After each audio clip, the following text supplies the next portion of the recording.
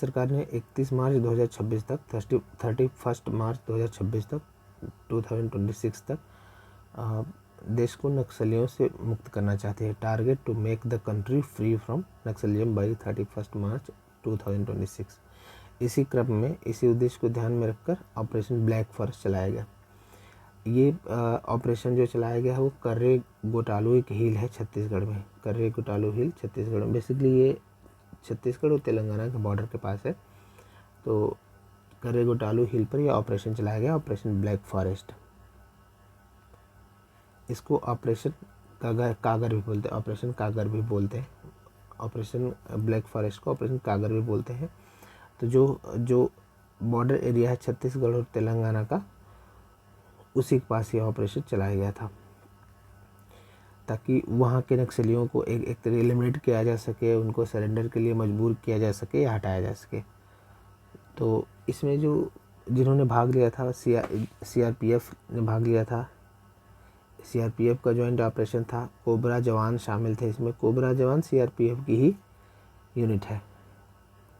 DRG थे, district reserve guard थे छत्तीसगढ़ के, और छत्तीसगढ़ पुलिस के लोग थे। तो ये सीआरपीएफ, कोबरा जवान, डीआरजी और छत्तीसगढ़ पुलिस का संयुक्त ऑपरेशन था। और ये कर्रे गोटालू हिल्स छत्तीसगढ़ में चलाया गया था। ये तेलंगाना और छत्तीसगढ़ के बॉर्डर पर है। इसको कागर ऑपरेशन भी बोलते हैं।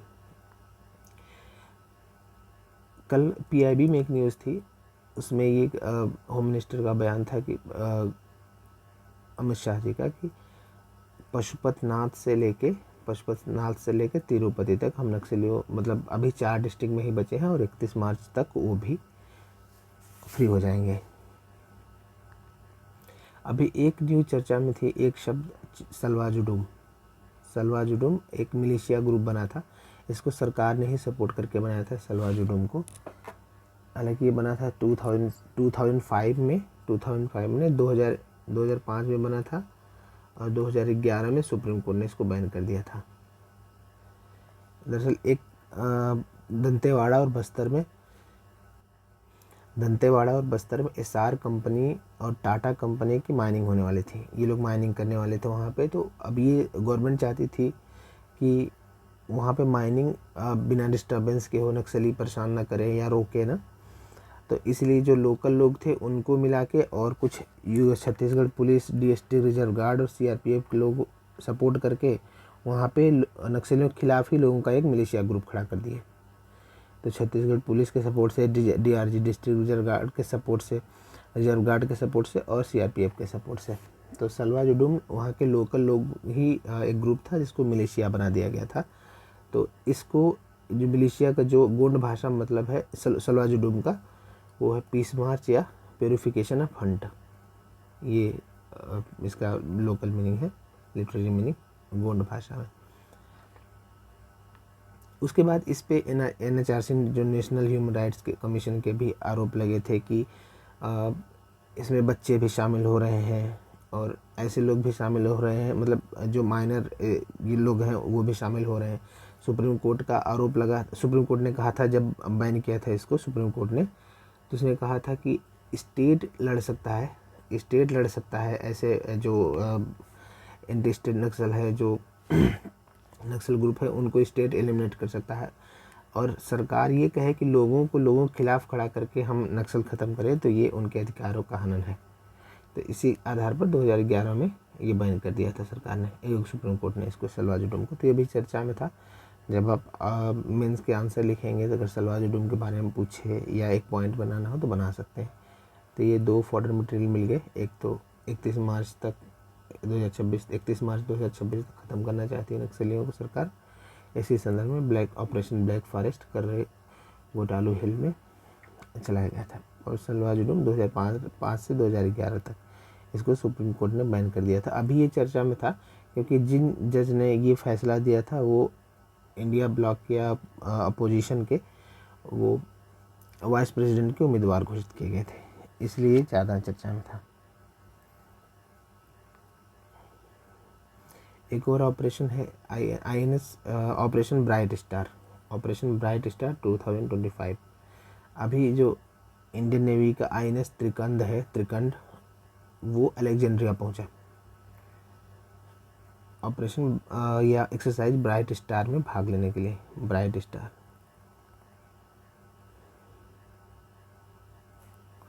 ये एक प्रकार का मल्टीलेटरल ड्रिल है। मेडिटेरेनियन सी को विभिन्न खतरों से फ्री रखने के लिए और विभिन्न ट्राई सर्विस इंगेजमेंट के लिए। ट्राई सर्विस इंगेजमेंट मतलब कि जो देश इसमें पार्टिसिपेट कर रहे हैं, USA, India, Egypt, Saudi Arabia, Italy, Qatar, Cyprus, Greece, इन सब देश की तीनों सेनाएं भाग लेंगी ट्राई सर्विस इंटर ऑपरेबिलिटी के लिए। ऐसे में क्या होगा, तीनों सेनाएं भाग लेंगी और अगर किसी अभियान में या किसी खतरे में अगर तीनों सेनाओं की ज़रूरत पड़ती है तो वो मतलब उनमें इंटर ऑपरेशन सही से हो सके, उनका संचालन सही से हो सके। तो इसलिए ये जो अभी ऑपरेशन ये एक्सरसाइज ब्राइट स्टार संपन्न हुआ है वहाँ पे अलेक्जेंड्रिया में। और कहाँ पे इसको कौन सा जो ओशन है, सागर है जिसको ध्यान में रखा गया है, वो मेडिटेरेनियन सी है। मेडिटेरेनियन सी में भूमध्य सागर में, भूमध्य सागर को खतरों से फ्री रखने के लिए एक्सरसाइज ब्राइट स्टार अभी किया जाएगा। तो USA, India, Egypt, Saudi Arabia, Italy, Qatar, Cyprus ये सब पार्टिसिपेट कर रहे हैं इसमें। ट्राई सर्विस इंगेजमेंट है, तीनों सेनाएं भाग लेंगे इंटर ऑपरेटिबिलिटी को बढ़ाने के लिए, कि ताकि तीनों सेनाएं एक दूसरे से अच्छे से कठिन समय में भी कोऑपरेट कर सकें, कठिन समय में भी उनका ऑपरेशन कोऑर्डिनेटर मतलब बेहतर तरीके से कोऑर्डिनेटिव तरीके से चल सके। तो वहाँ पे आईएनएस त्रिकंड गया था।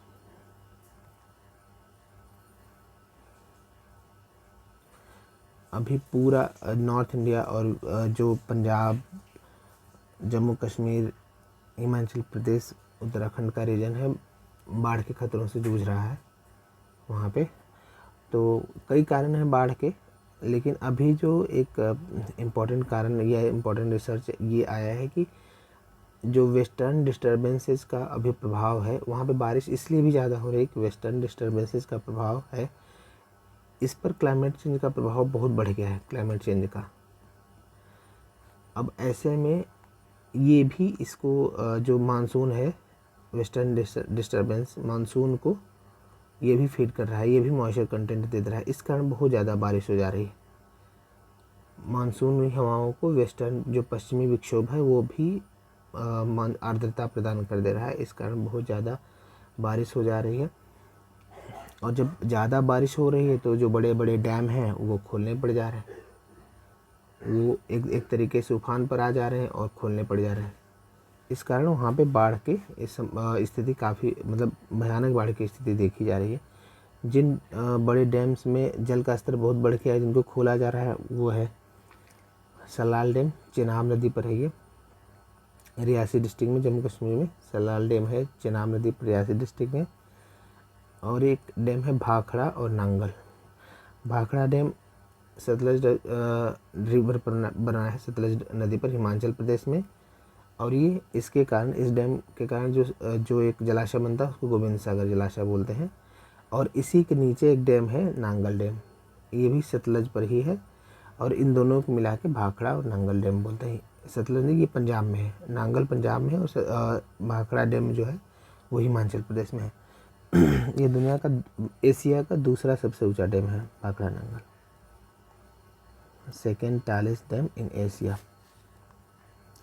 और जो डैम इम्पॉर्टेंट है इस जिनके जल स्तर बढ़ गए और उनके पानी छोड़े जा रहे हैं, पोंग डैम। पोंग डैम ब्यास नदी पर है, हिमाचल प्रदेश में। और इसके कारण जो जलाशय बना उसका नाम है महाराणा प्रताप सागर।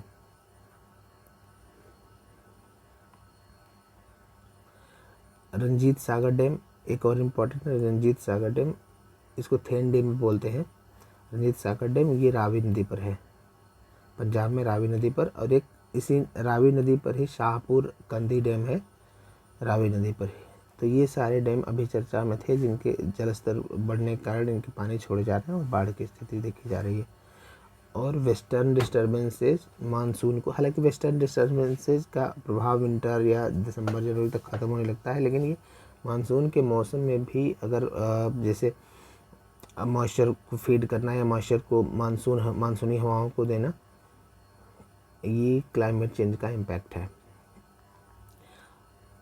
इसके कारण बाढ़ की स्थिति देखी जा रही है और वहाँ पे क्लाउड बर्स्ट, लैंडस्लाइड जैसी घटनाएं हो रही हैं।